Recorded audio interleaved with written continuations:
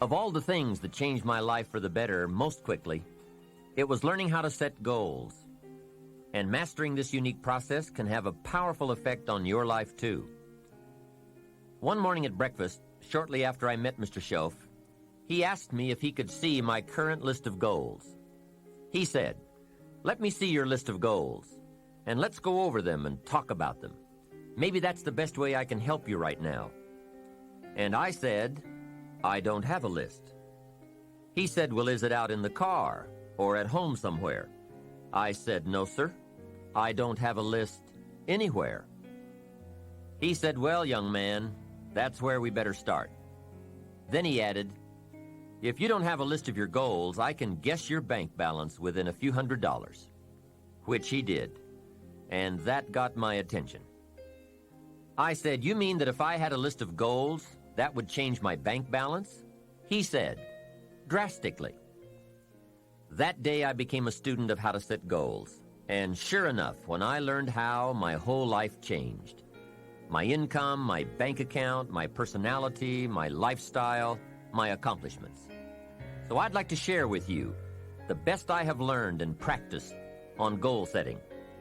First of all, I'd like to say that we are all affected by 5 factors. The first is environment. The second is events. The third is knowledge. The fourth is results. And the fifth, and often overlooked factor that affects our lives is our view of the future. Our dreams. I won't get into all of these influences here, but let me concentrate on the fifth one, dreams. Of all these 5 influences, make sure your dreams are the greatest influence on your daily decisions and activities. Put another way, make sure that the greatest pull on you is the pull of the future. For your dreams to greatly influence you, for the future to pull you, your future must be well planned. There are 2 ways to face the future. One is with apprehension, the other with anticipation. Guess how many people face the future with apprehension? Why? They don't have it well designed. And without really thinking about it, they have probably bought someone else's view of how to live. You will face the future with anticipation when you have planned a future you can get excited about, when you have designed your future results in advance. In this way, the future will capture your imagination. It will exert an enormous influence on you. And to design your future, you must have goals. Well-defined goals are like a magnet. They pull you in their direction, and the better you have defined them, the better you have described them, the harder you work on them, the stronger they pull. And they pull you through all kinds of difficulties, too. Without goals, it is easy to let life deteriorate to the point where you're just making a living. It is not difficult to get trapped by economic necessity and settle for existence rather than substance. We all have a choice. We can either make a living or design a life. Mr. Schoaf said to me, "I don't think your current bank balance is a true indicator of your level of intelligence." I was happy to hear that. He said, "I think you have plenty of talent and ability, and that you're much smarter than your bank balance indicates." And that turned out to be true. I was much smarter. My question to him was, then why isn't my bank balance bigger?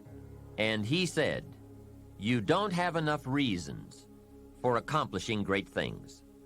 If you had enough reasons, you could do incredible things. You have enough intelligence, but not enough reasons." That's the key. If you had enough reasons. In my years of study, I've also discovered this. Reasons come first, and answers come second. Life has a strange way of hiding all the answers and disclosing them only to people who have been inspired to look for them, who have reasons to look for them. Put another way, when you know what you want, and you want it badly enough, you will find ways to get it. The answers, the methods, the solutions will become evident to you. Hey, what if you had to be rich? Are there any books and tapes on the subject? The answer is yes. There are plenty of good ones. But if you don't have to be rich, you probably won't read the books or listen to the tapes. What drives us to find the answers is necessity. So work on your reasons first, answer second. Now, what are some of the reasons for doing well? It varies from person to person. I'm sure that if you did a little soul searching, you could come up with a fairly strong list of reasons why you want to accomplish great things. There are personal reasons, sometimes uniquely personal reasons. Some people do well for the recognition. Some do well because of the way it makes them feel. They love the feeling of being a winner. That's one of the best reasons. I have some millionaire friends who keep working 10 to 12 hours a day, making more millions. And it's not because they need the money. It's because of the joy, pleasure, and satisfaction that come to them from being constant winners. To them, money is not their main drive. It's not the money. It's the journey. Once in a while, someone says to me, if I had $1 million, I'd never work another day in my life. Hey, that's probably why the good Lord sees to it that he doesn't get his million. Because he'd just quit. Family is another reason, or motivator for doing well. Some people do extremely well because of other people. And that's a powerful reason. Sometimes we will do things for someone else that we would not do for ourselves. We are made that way. I met a man who once said to me, Mr. Rohn, to do everything I want to do around the world with my family, I need at least $250,000 a year. I thought, incredible. Could a man's family affect him that much? And the answer is, of course. How fortunate are the people who find themselves greatly affected by someone else?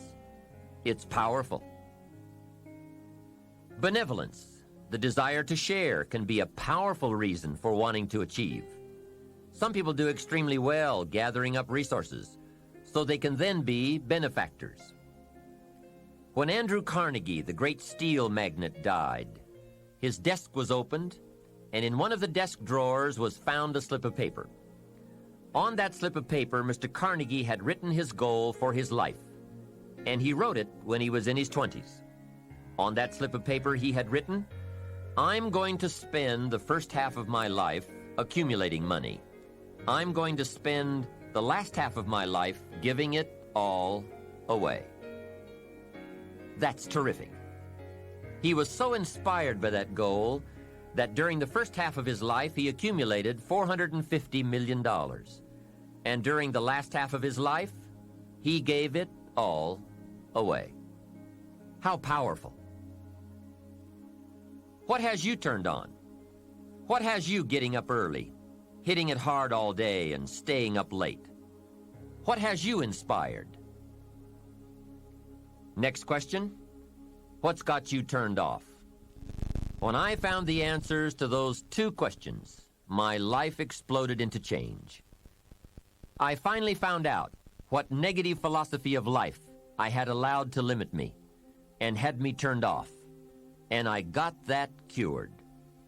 Then I found a long enough list of reasons to turn me on. And once the lights went on for me, at age 25, they have never gone out.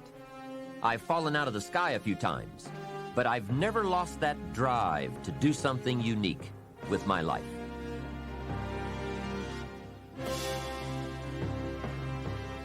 Here's how simple now goal setting is. It's not mysterious. You don't have to anchor, you don't have to focus, you don't have to visualize, none of that stuff. Here's how simple goal setting is. Changed my life. Decide what you want and write it down. I mean, that's how profound this stuff is. Decide what you want and write it down. Make a list. Where do you want to go? What do you want to do? What do you want to see? What do you want to be? What do you want to have? What do you want to share? What projects would you like to support? What would you like to be known for? What skills would you like to learn? Some extraordinary things you'd like to do, ordinary things you'd like to do, right? Silly little things you'd like to do, very important things you'd like to do. Decide on all that stuff and write it down, write it down, write it down. That's how simple this stuff is. And it's your own private list. If it's really private, you know, on your list, put some stuff in code where nobody can understand it if this list fell into unfriendly hands. And simple things, whatever. Foolish things, doesn't matter. It's your list. I had a little revenge on my first list. Budget finance, who used to harass me. I got 2 or 3 payments behind. This one guy called incessantly. Said, we're going to come get your car, drag it rear end up down the street in front of your neighbors. Put me down something fierce. When I met Shof, got my life straightened out, one of the first things on one of my lists was budget finance.